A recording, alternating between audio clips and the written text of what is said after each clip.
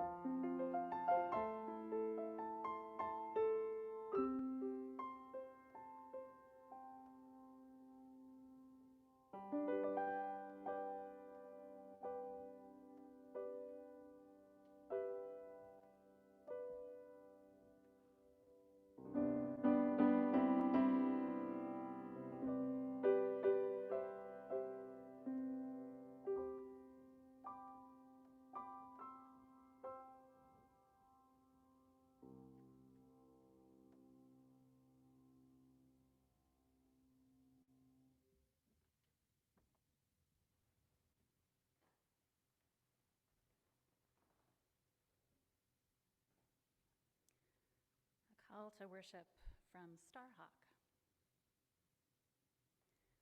We are all longing to go home to some place we have never been, a place half remembered and half envisioned, we can only catch glimpses of from time to time. Community. Somewhere there are people to whom we can speak with passion without having the words catch in our throats. Somewhere a circle of hands will open to receive us.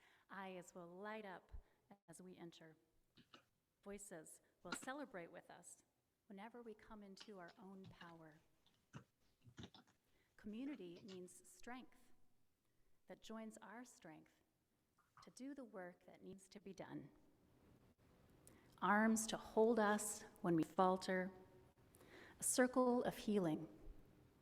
A circle of friends. Someplace where we can be free.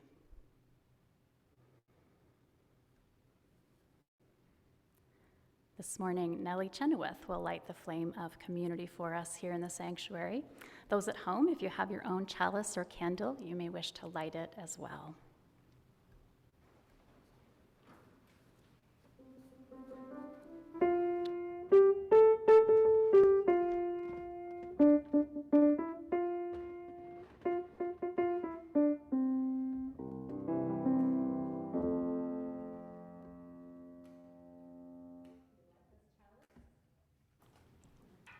We light this chalice, lamp of our heritage, for the light of truth, the warmth of community, and the fire of commitment.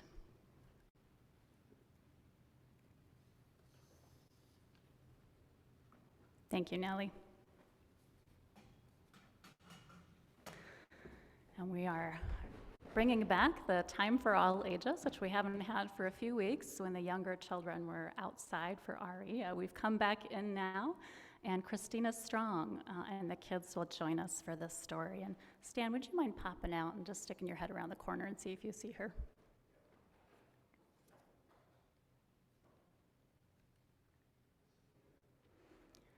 So it'll be nice to feel like an intergenerational community once again, a gathering of all ages together.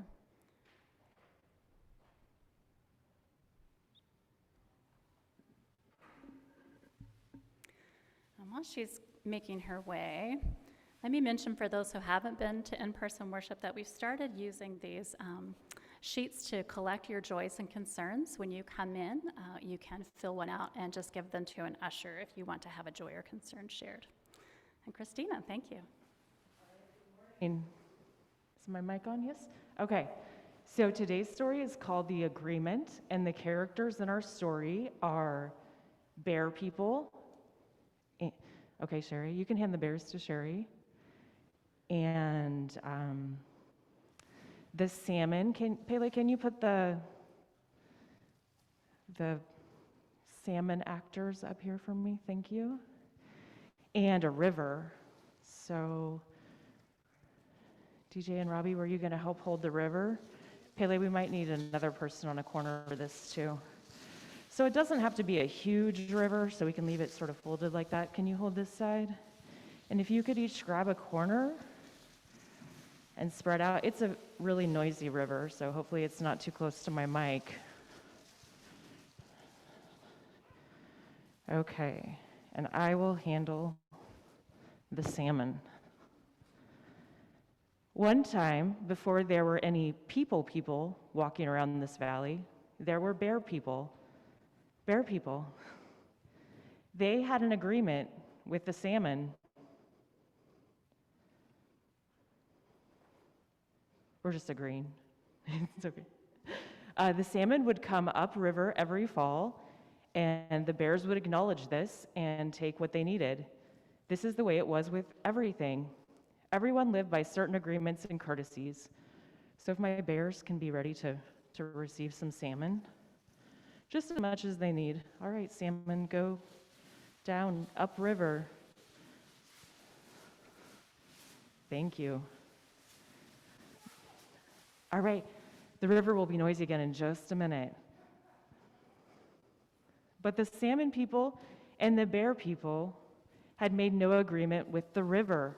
It had been overlooked. No one thought it was even necessary. Well, it was. One fall, the river pulled itself back into the shore trees and wouldn't let any salmon enter from the ocean.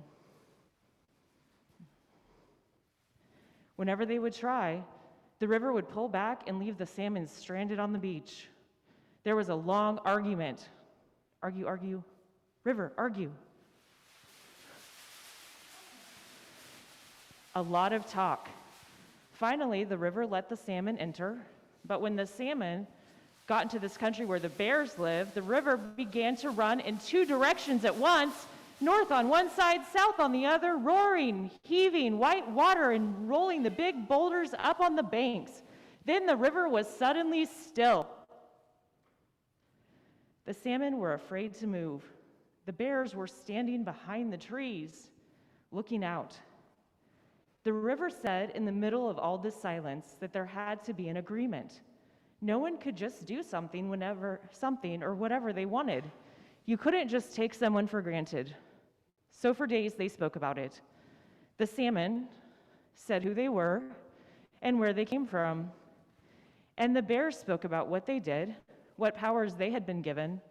And the river spoke about its agreement with the rain and the wind and the crayfish and so on.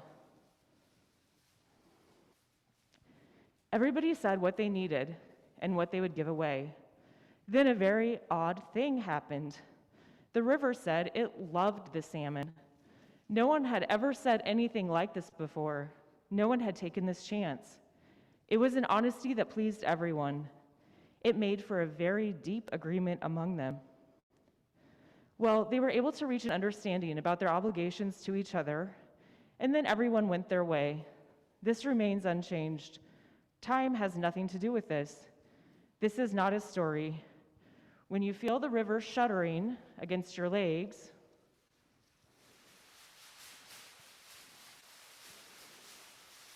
you are feeling the presence of all these agreements. The end.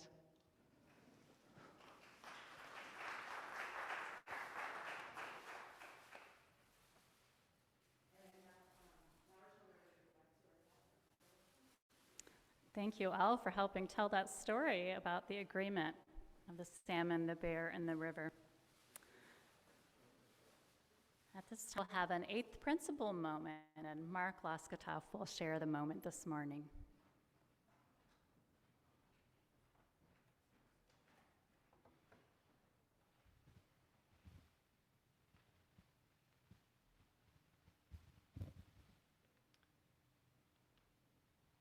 I attended Omaha North High School in the late 1970s. At that time, the school was about 70% white. I enjoyed many of my non-white classmates. My family did not have much money, but I sensed that because of my skin color and the way I spoke, I would have opportunities that many of my classmates of color would not. I sensed that this was not fair. And I knew that this was a problem beyond the moral issue. I knew that you can't have a healthy city when a large proportion of the population is treated unfairly. As the years went by, and I attended colleges with very few persons of color, and took jobs at companies with very few persons of color, I expected an explosion of violence, rioting by black people in our city. What Martin Luther King Jr. called the language of the unheard. But it never came. What happened instead was that my classmates did their best to live within the systems and circumstances that they found themselves in. The result is a squandering of human potential and poverty passed down through generations. The eighth principle calls us to accountably dismantle racism and other oppressions in ourselves and our institutions. Accountability is a scary word. No one likes to be called to account. What does it mean in this context? Accountability means that when you agree to do something and you fail to do it, someone can point out your failure. You then acknowledge your failure and make amends. Well, that's easy, you say. I just won't agree to do anything. This is, of course, an exercise of privilege. If you want to live in community, you have to give power to others. By committing to dismantle racism and other oppressions, you invite into your community those who have been harmed by those oppressions. And that will make us a stronger, healthier church.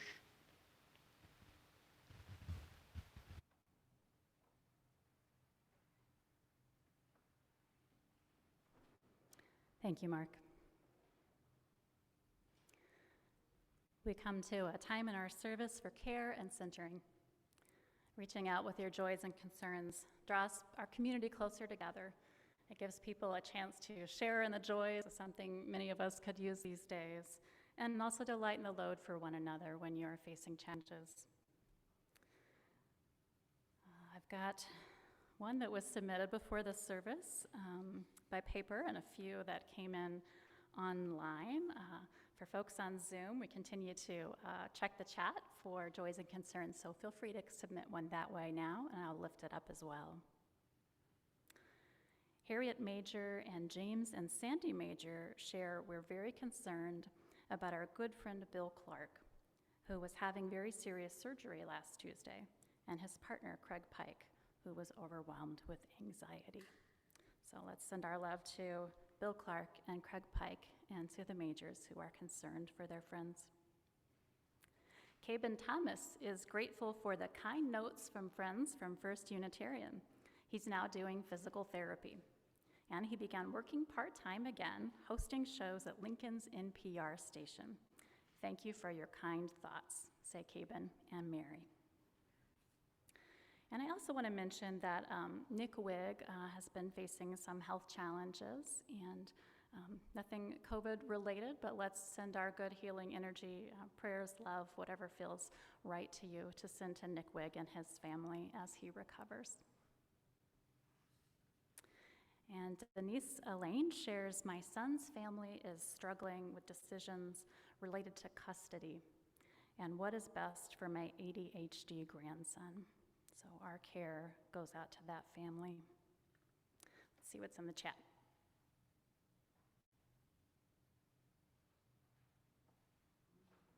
Well, I'm having a connection problem. Is it the whole sanctuary?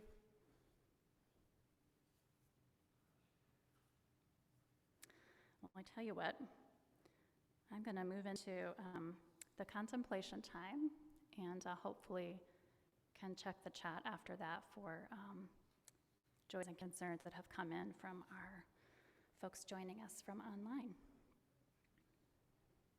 So let's turn inward, and I'll begin with a common prayer before we have a time of silence for your own private meditation or reflection. You might want to take a few deep breaths. Make sure your spine is straight, your body's comfortable. Perhaps rest your eyes. And I share with you these words of Marta Valentin.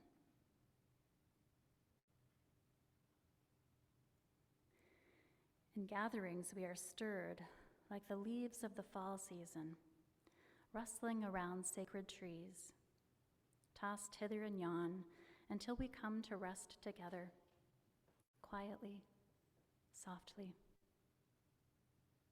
We come to gather strength from each other. We come to give strength to each other. We come to ask for strength from the spirit of all that is and is not. When our hearts sing or when they frown, it is the way of compassion, telling us to give. It is the way of peace, telling us to share our gifts. For we are happiest and most powerful when love is made apparent in and through us. Spirit of the circle that is love, as we twirl in this dance that is life, we give thanks for reminding us each day of our task of ministering to each other with a searching glance, a safe touch, a generous smile, thoughtful word. Thank you for reminding us that we are always building our beloved comunidad. Thank you for reminding us that through our covenant with you, we covenant with each other, and we are made whole. In gratitude, we celebrate with open hearts and minds. We discover who we are, separate from each other and within one another. In the circle that holds all life, may we ever work toward widening its boundaries until there are none. Amen. Paz. Blessed be.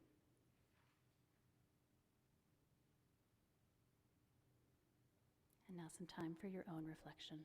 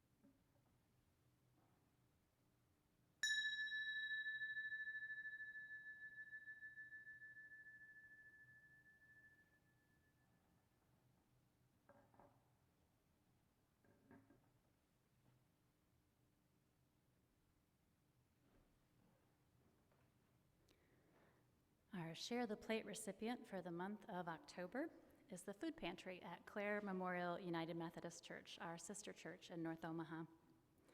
There are several ways to help with the pantry. You can donate food, and we'll continue to share each month how to do that, when to do that in the month. You could donate money. For those in the sanctuary, we have collection boxes at each door that you can place some cash in as you come or go. And you're also welcome to come up during the offertory music and place a gift in the basket. Note that if you are wanting to put some funds toward your pledge or make a donation to the church, you can use one of the envelopes there in the pews or indicate on a memo line what the funds are for. For those on Zoom, you can use the link that is going in the chat now and give online. And a third way you can help is by volunteering in the pantry. This is an indoor activity, Claire, for folks in good health. For more information, please contact Mark Leskatoff from our sister church team. I invite you to give with a generous heart as you are able.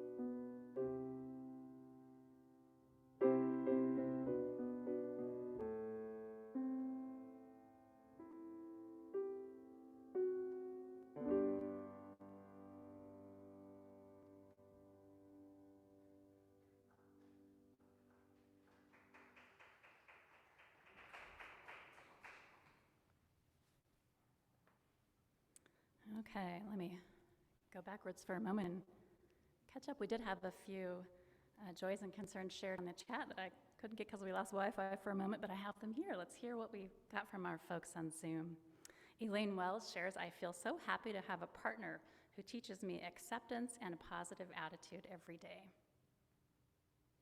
Tila and Kai, we thoroughly enjoyed the RE bonfire yesterday. We had a visit to the pumpkin patch at Bellevue Berry Farm.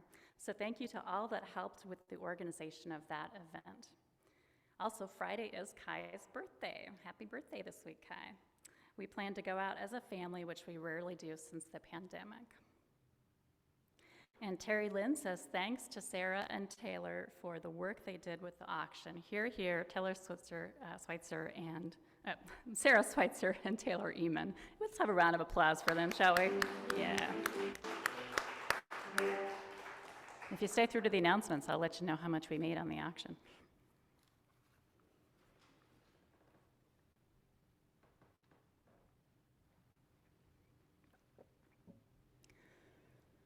What does it mean to belong to one another? In the United States, do we in fact owe anything to each other? Should we care about our neighbor? I'm not sure I would have uttered such questions just a few years ago, but the pandemic has tested the promise of belonging in our nation, exposing the fraying fabric of community. During the flu epidemic of 1918, when the government required citizens to mask up for the common good, people followed this directive, largely without question. A century later, the prospect of mask mandates, as we have seen, brought citizens to ugly words, threats, and worse in cities, states, and even school boards across the country. Meanwhile, public health officials promoting vaccination struggle to persuade people not only to consider their own protection and to trust the science that tells them the vaccine will safely do just that, but officials also try, sometimes in vain, to appeal to others' sense of mutual responsibility. They've had to remind us that we belong not just to ourselves, but to each other. You cannot be a person by yourself, observes Quaker writer Douglas Steer. Who needs you? Who loves you? To whom are you accountable? He asks. Whose life is altered by your choices? With whose lives is your own all bound up, inextricably, in obvious or invisible ways? In community, we are all bound up with each other, whether in obvious or invisible ways. And in a religious community such as this one, we may come at first simply seeking acceptance of who we are, which is a very important thing. Perhaps we come for the promise of finding relief and succor in being among others who share our values and respect our free and responsible search for truth and meaning.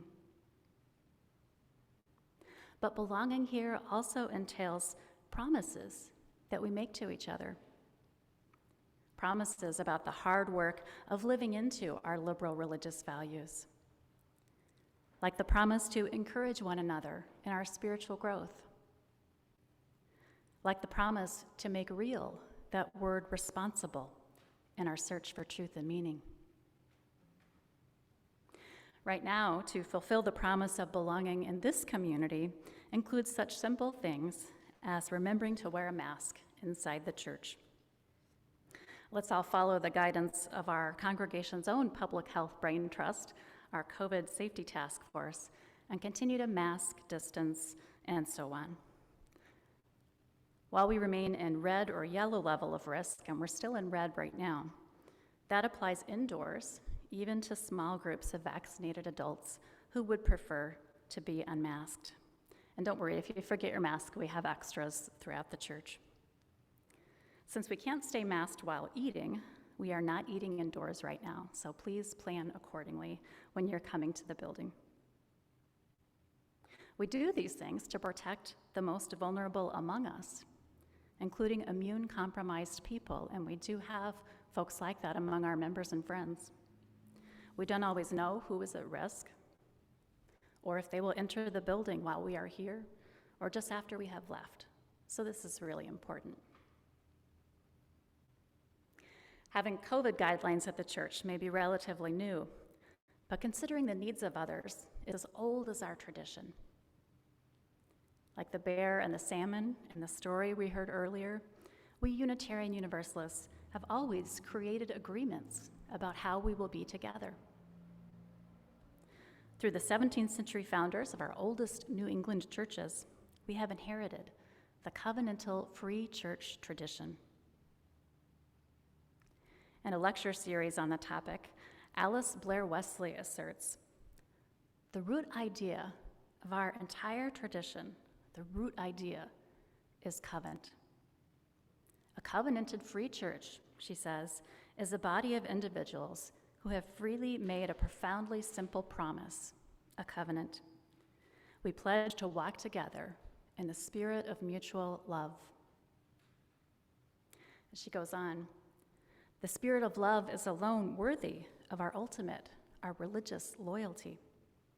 So we shall meet often to take counsel concerning the ways of love, and we will yield religious authority solely to our own understanding of what these ways are, as best we can figure them out or learn or remember them together. It's a simple idea, right? But one that Blair observes over and over got corrupted, or got tangled up in authoritarianism, or was forgot and lost from actual lives and institutions and societies.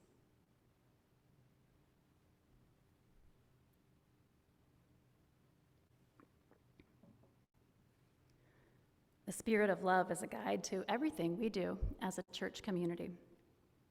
That includes the way we interact with one another online. And I mention online specifically because the Board of Trustees is considering reopening a private Facebook group for the church members and friends.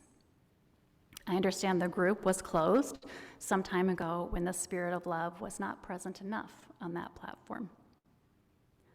As we contemplate reopening it, we'll consider what might best help keep that spirit of love alive for our community, and one of the most challenging places for people to be their best, online. I participate in a number of groups on social media platforms that are made up of religious professionals.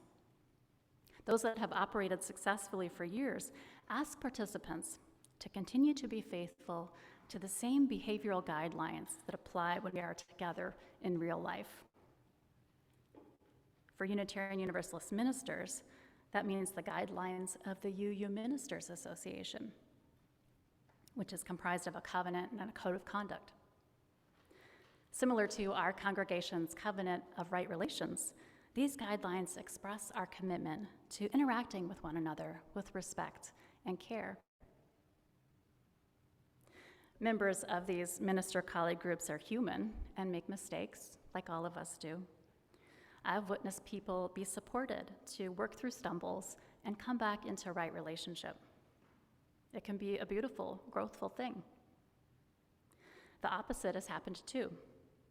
People who are repeatedly unwilling or unable to follow the guidelines or take responsibility for hasty or harmful choices have been removed from such online groups because our agreements with one another matter.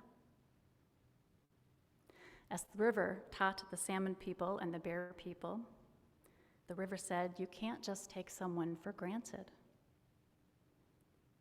Agreements that take everyone's needs into account must be developed and lived into.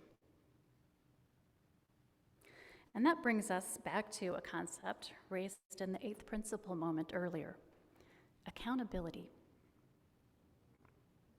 Recall this line from the parable of the bear, the salmon, and the river.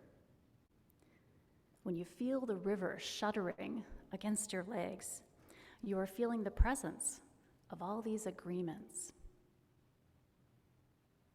We should be able to feel the living current of our commitments to one another, to know that the promises we make to each other are real and not just pretty words on paper.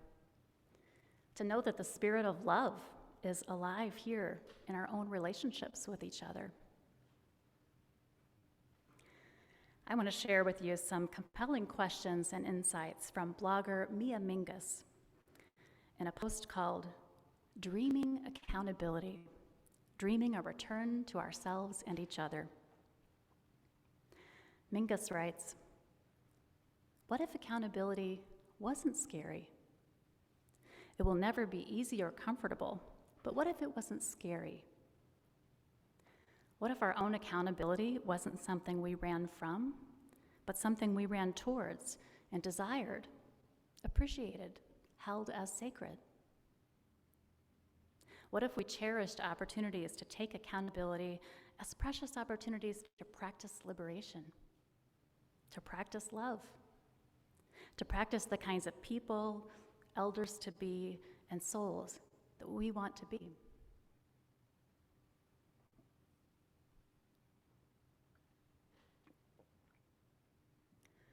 The Emmy-winning show Ted Lasso on Apple TV shows the liberating power of accountability. If you haven't seen the show, Ted is a football coach from Kansas who accepts a position coaching what the rest of the world calls football, soccer to us. He moves to London and starts figuring out not only the rules of soccer, but the dynamics of the team now under his care. The team has been performing poorly, except for one standout player, Jamie Tart. Now, Jamie is full of superstar talent, but unfortunately, he's also kind of full of himself. Coach Lasso can see that he's got to get this guy and his bad attitude under control if the team as a whole is going to gel and be successful on the pitch. Because even if you're the star player, you have to care about your impact on others. You can't bully and belittle your teammates as Jamie does, infecting the whole team with one-upmanship. A player like that has to be called back into a team spirit. The trouble is, the hotshot Jamie has no respect for Coach Lasso, a friendly Midwesterner still grasping after the basic rules of soccer. But that's okay. Coach Lasso nurtures the leadership of the team captain, Roy Kent. Roy is a respected peer of the players, an elder among the athletes. This gruff senior player of the team is a bit shy about his role initially, but eventually the captain realizes that his leadership in the locker room is even more important than his waning skill on the field. Roy confronts the cocky young star Jamie about his behavior and its detrimental impact on the team. Now, I want to give credit to Roy because he's kind of new at this. And like most of us, he doesn't score a goal on the first kick, so to speak. Holding up a higher standard is a new behavior for him, and it's going to take some practice to get good at it. Blogger Mia Mingus observes, "Accountability is not a destination. It is a skill we can build and practice. It is an art, a craft, an alchemy we can learn how to wield, just as we have learned how to wield hurt and shame and fear." She goes on, "If accountability is a skill we value, then we must make room and make commitments to practice it ourselves each day, each week, each year. We can start small and build up our skills from there.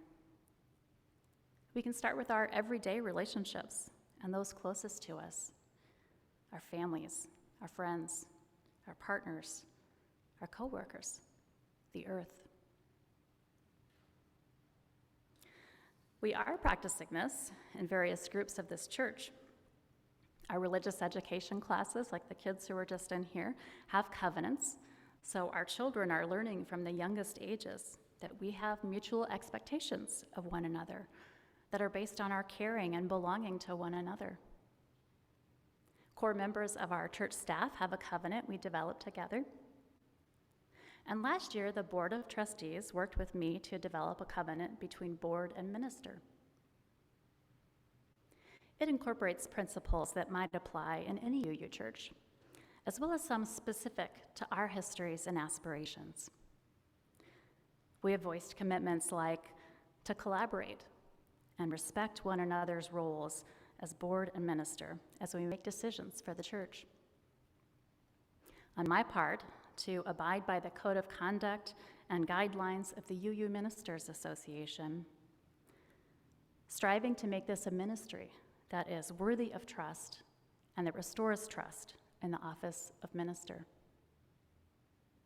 And on the board's part, not to tolerate harmful behaviors toward the minister, the staff, or congregants on the part of anyone connected to the congregation. These agreements matter. I can feel the shuddering against my legs as I say some of them, of a living commitment that binds us in relationships of mutual care. Let's pause here for some music.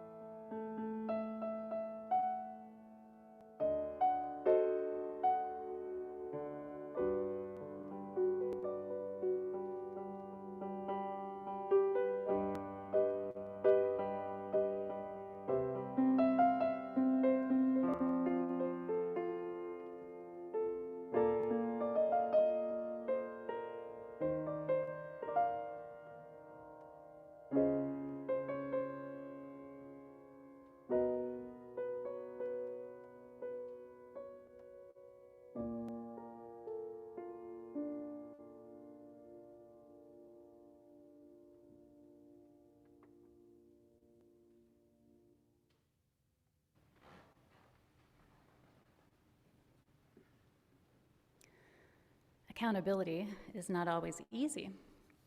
Sometimes people don't want that pressure, no matter the cost. In the Ted Lasso TV show, Jamie Tart, the soccer star who was cavalier and even mean to others, did not respond well when he was asked to knock it off and show some respect for those around him. He didn't believe the new coach actually cared about him, and he did not want to be told what to do or what not to do. So he quit and joined a rival team. Sometimes that's what people do. They opt out of accountability. Viewers could empathize with Jamie, at least I could, despite his boorish behavior, because we find out how the same kind of bullying that he had dished out to others, he has been on the receiving end of, and from his father, of all people. Watchers witness the pressure he feels inside, the poor self-esteem hiding under his brash persona. It's too bad that he runs away from accountability and belonging instead of running toward them. He doesn't grasp yet the gifts that they are offering. Now, the reverse can happen too. If someone stays but refuses to be accountable to their community, they may end up being kicked out. Jamie Tart learns this after he joins a new soccer team. They can't tolerate his self-centered and destructive attitude for long, and they soon show him the door. But meanwhile, something surprising has happened. His old coach, Coach Lasso, has continued to offer Jamie encouraging words, even when they are in direct competition on the field. And Jamie finally realizes that Coach Lasso is genuine. The coach continues to show kindness and respect to Jamie when his paycheck isn't even riding on it anymore.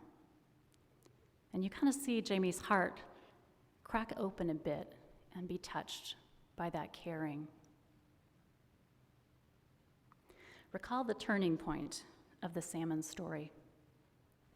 After days of discussion among all the parties, quote, "A very odd thing happened.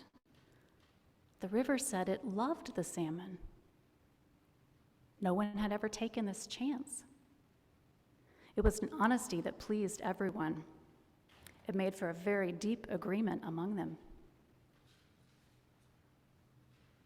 What happens with this story arc in the soccer show was like this. Jamie experiences that this coach genuinely cares about him, and he ends up returning to Coach Lasso's team with a very different attitude. He comes to relish belonging, accountability, and all.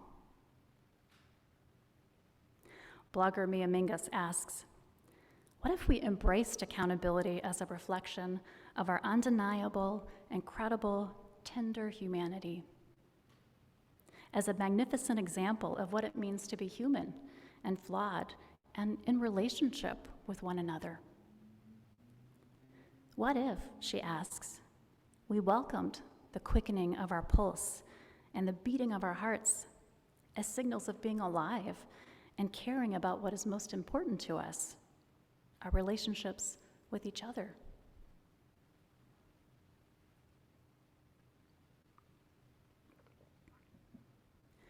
This is what the wayward soccer star discovers, that accountability can be healing. Unlike his relationship with his dad, on the team, Jamie builds strong bonds with people who want to build each other up. There is a depth here that grounds Jamie. He's able to have relationships of honesty and respect with the team.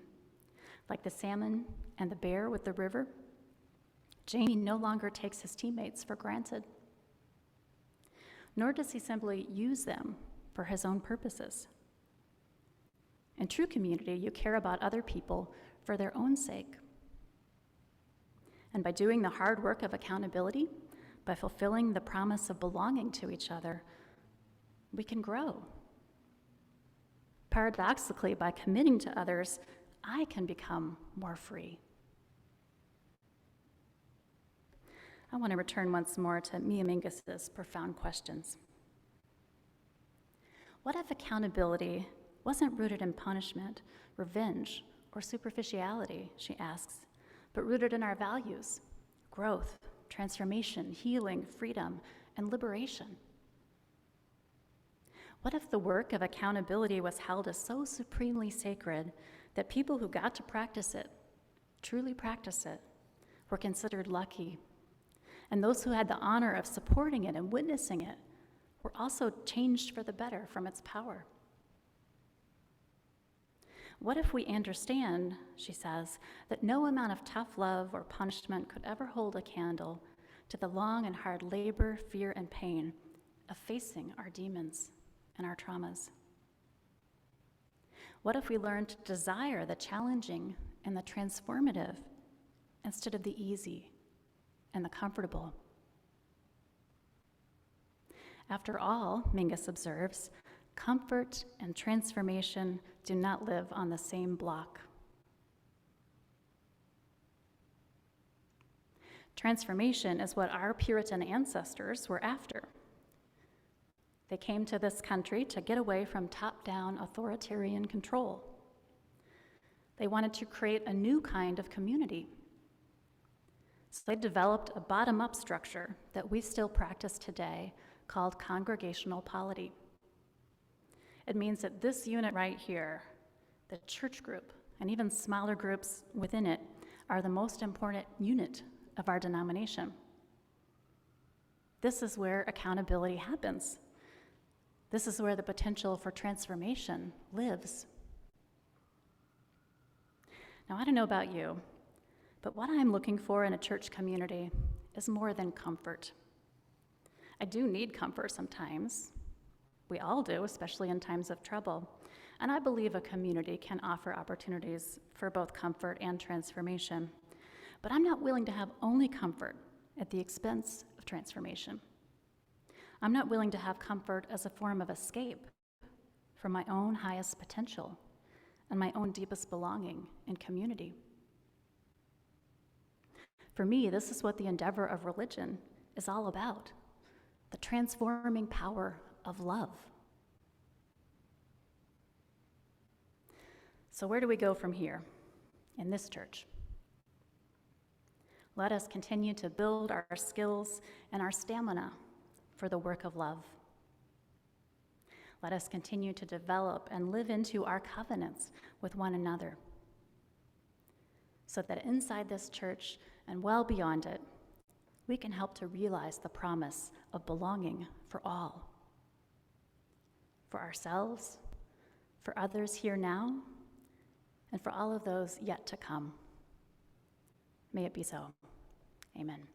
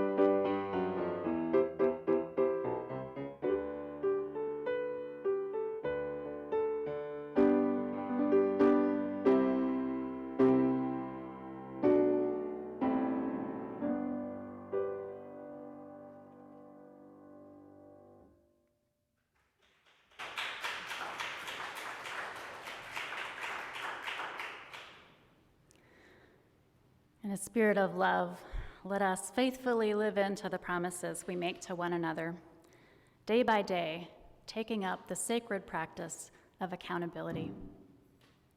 As we grow these skills, may our own lives be enriched with deep relationships, deep belonging.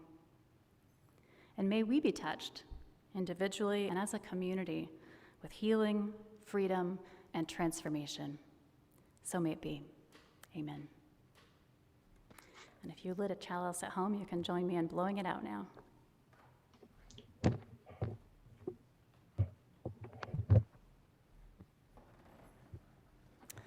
All right, I've got a few announcements. I promised you I'd tell you about the results of the Heart and Hand auction. I want to thank everyone who helped pull off this wonderful event online for a second time this year. And I am pleased to announce that the net income raised for the church's mission was $6,659.50.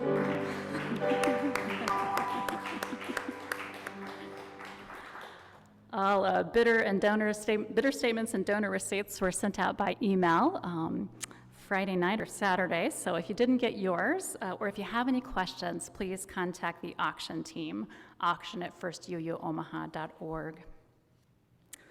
Let's see. Number 2 of 3, First Unitarian will once again join with Second Unitarian for a Samhain service on Sunday, next Sunday, October 31st.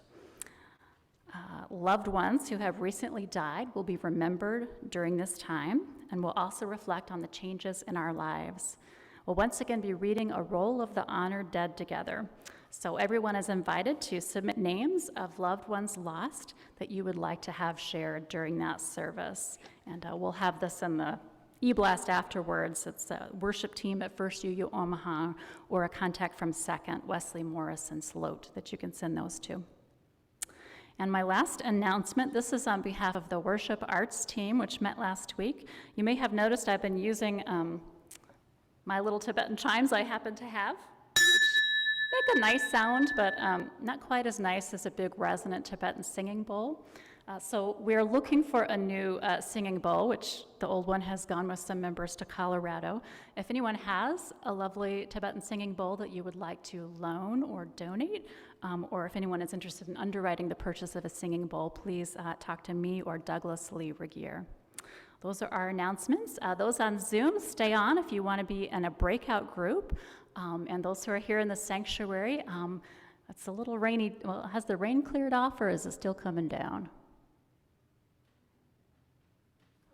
Okay, so this might not be the best day to hang out in the garden and chat. I'll leave it up to you. But thank you all for being here today.